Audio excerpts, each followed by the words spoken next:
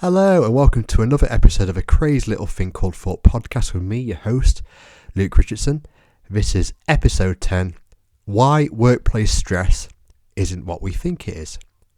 Wow, episode 10. I can't believe I've reached a mini milestone with these recordings already. And if you do listen, if you're a regular listener, a massive heartfelt thank you. Thank you to you. I really enjoy doing these recordings and I'm really wanting to get the message across to you and other people that, whether that be within your personal life or your professional life, that you are bigger than the stress, anxiety and depression that you face. I hope you enjoy this one. If you want to hear more recordings, then feel free to check out my YouTube channel, which I'll put in the comments below, in the description below, and I'll also put my email address also if you want to contact me directly about anything. Now, this is episode 10, as I say, why workplace stress and anxiety isn't what we think it is. Now, if I was to ask somebody, any particular person in the world who was a professional and worked in the corporate world or worked at a supermarket or worked as a builder on a construction site, I'd ask them, what do you think causes your stress and anxiety in your professional careers? And they'd probably talk about all sorts of things from, I don't get paid enough, my colleagues are arseholes, my boss is a jerk, I don't like the work, there's too much of it, I don't like the commute, blah blah blah. You get the image, don't you? There's tens of thousands of reasons why people would be associating their stress and anxiety and depression with their job. Now, basically, if you're having a rough time at work and you have an opportunity to improve your circumstances, whether that be go for another job for your own sanity or better pay or an easy commute, then in practical terms you'd be obviously better off considering that because it could improve your lifestyle. But what about the people that can't easily do that? What about people that can't easily get a new job for that easy commute, that can't easily get a new job for increased pay, that can't easily get a new job because they don't like the people or the work? What about those people? Now, do those people, if they understand clearly where the stress and anxiety is originating from, then it gives them hope because they don't feel as if they're stuck and riveted to this particular job or identity. People that are feeling depression and anxiety and stress in the workplace often have this feeling of being trapped. Now, what tends to happen is people get into a job and they get, so long into it and they get they feel that negative feelings originating from inside of them are coming from the job and they feel that is their life and there's nothing they can do about it. And of course, applying for another job and looking for other jobs will eventually get them into a different position in the real world. But trying to get to the point of what I'm trying to portray, I explained on previous podcasts that we live in a world of thought. We live in a world where we create our own experiences, irrespective of our circumstances. So it doesn't matter if you're rich, poor, unemployed, employed, have a lot of friends, don't have a lot of friends, have a good social life, don't go out so much. It really isn't a circumstantial your experience isn't a circumstantial dependency. So people through thought create their own experiences of life. Now, because not everyone understands that, when these people go to work and create an experience through them that's particularly not something they enjoy and particularly negative. The worldwide habit, me included, I fall for this a lot myself. The worldwide habit is to blame the outside world. And of course, if you're doing a job 8 hours a day, 5 days a week, maybe more, overtime, then it's understandable that a person would probably associate that with their job. And you can understand why people would feel trapped, because they connect the two dots together. The dots that aren't connected, they connect them together.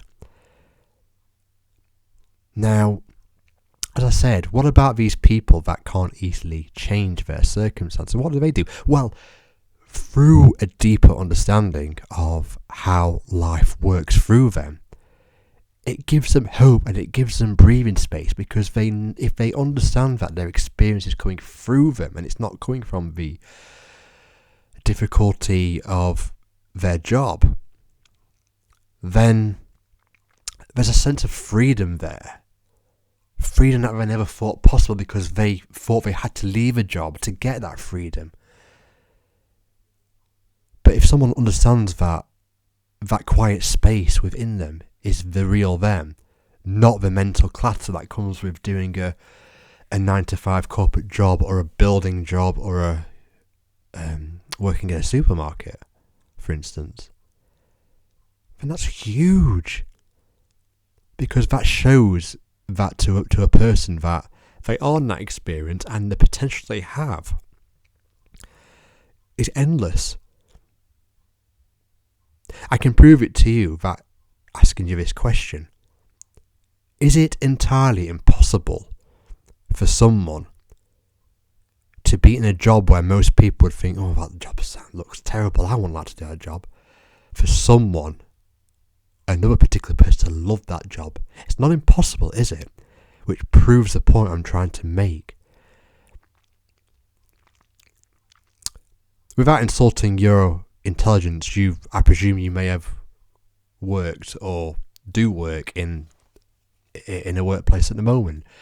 If you work in a department with people that do the same work as you can see it there. You'll have your own reality of it, your own opinions of it, what you like, what you don't like, and so on. Your colleague A, hates it just as much as you do, if not more. The other colleague B, really hates it to the extreme. Colleague C loves it. It's the same job and it's the same work. Yet there's so many different possibilities of how people see it. I'm going to tell you a quick story now about my career in the working world. So for about 7 years I was a project manager at a company, and I'll admit that I used to associate my own depression struggles with the job, and I'd blame the job. I'd say it's the job. I have eventually left the job now and got another job, but knowing what I know through this deep understanding, I can no longer blame that old job for my experience anymore. Now, a lot of people that know me and know what I went through would probably look at me and go, "What? You're crazy. Of course it was the job that did it to you." But how can I see it that way when I've just explained what I explained to you? I can't anymore.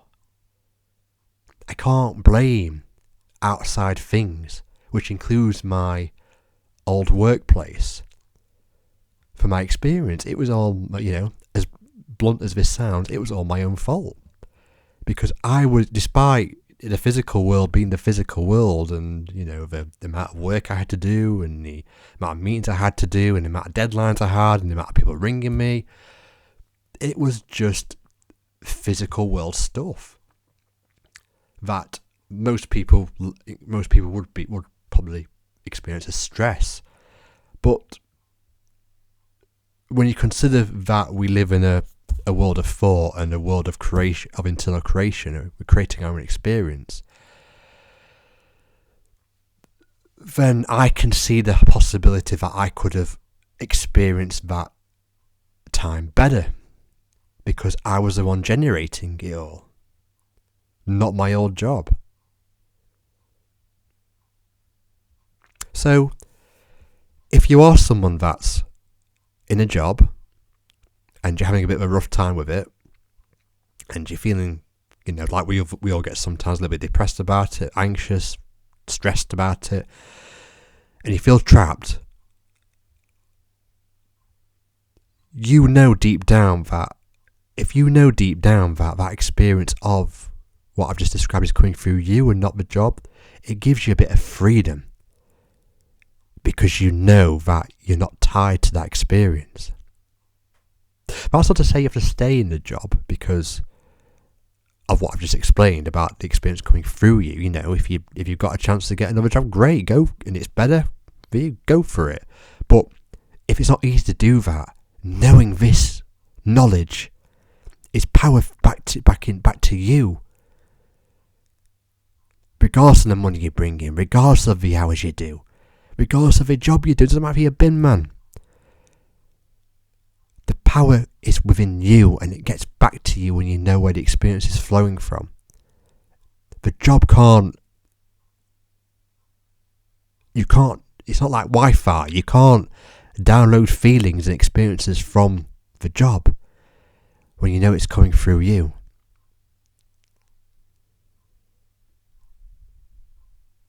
So,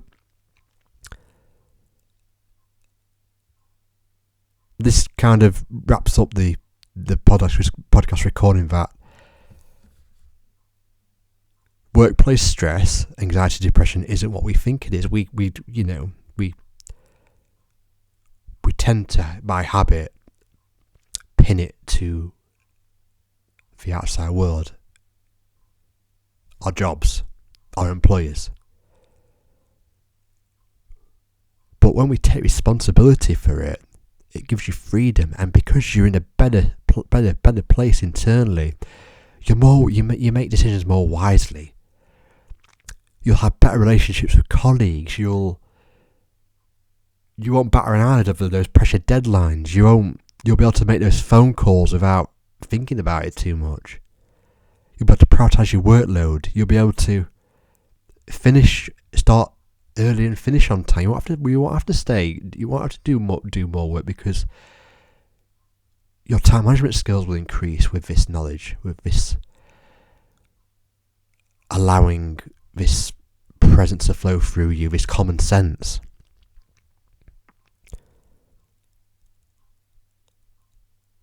So I hope this helps you to realise that workplace stress, anxiety, depression is not workplace stress and anxiety, depression. It's just an internal illusion created within us. And it's true, because you can create those you can create those states of mind in other areas of life, not just in a job. You can create it in, family crises, or if someone's sick in the family, it's all internal creation. I hope this audio recording really helps to see that you're not at the mercy of your experience in the workplace. If you, as I say, I will put some of my email address at the bottom of this podcast, and I'll also put a link to my YouTube channel and website in there as well. Take care, guys. On to the next one. I'll speak to you soon. Bye bye.